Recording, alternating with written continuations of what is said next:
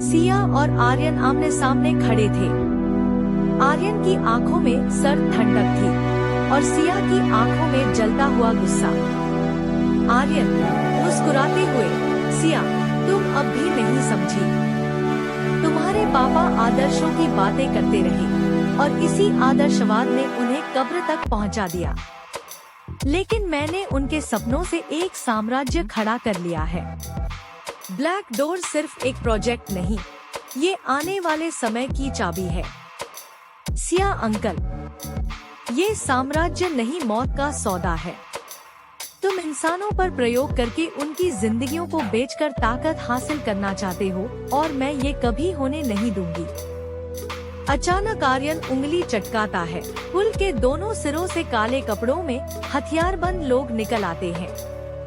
आर्यन तुम अकेली हो सिया और मैं पूरी फौज के साथ। सोच लो, ये फाइल मुझे सौंप दो, बदले में मैं तुम्हें जिंदा छोड़ दूंगा।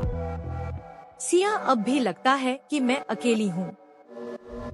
उसी पल दूर से पुलिस की सायरन बजती है। इंस्पेक्टर और उसकी टीम पुल की ओर बढ़ते हैं। आर्यन का चेहरा सख्त हो जाता है। आर्यन तो ये चाल पहले से ही बिछाई गई थी। सिया, हाँ अंकल, जिस दिन से मुझे ब्लैक डोर का नाम मिला, मैंने पुलिस को सूचित कर दिया था।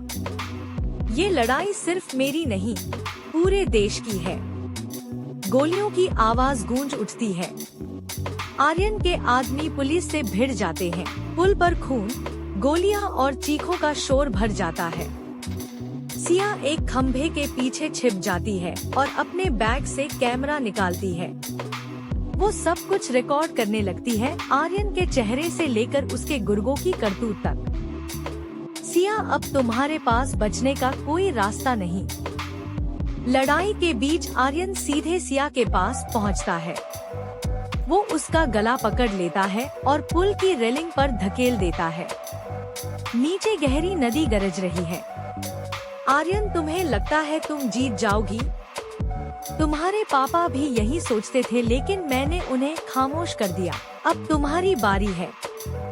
सिया, गलती यही थी अंकल। आप सोचते हैं कि ताकत से सब दब जाएगा, लेकिन सच को कभी दबाया नहीं जा सकता। वो अचानक अपना कैमरा आर्यन के चेहरे पर मारती है।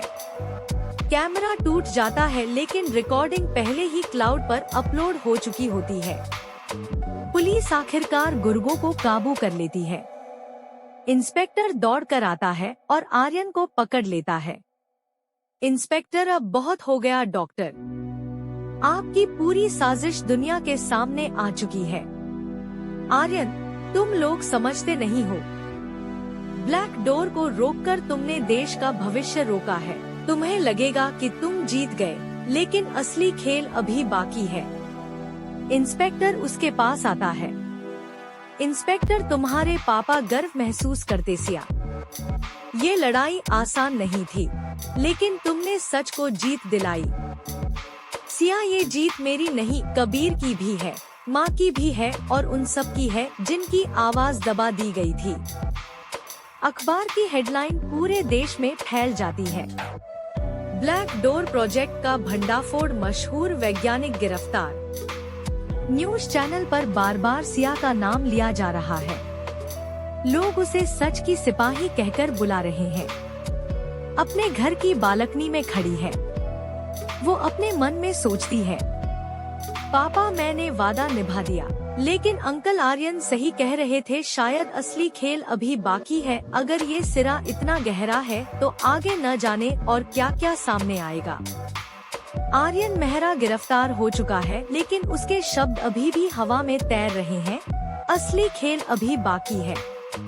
क्या वाकई ब्लैक डोर प्रोजेक्ट का यही अंत है, या कोई और परछाई किसी और अंधेरे से बाहर निकलने वाली है?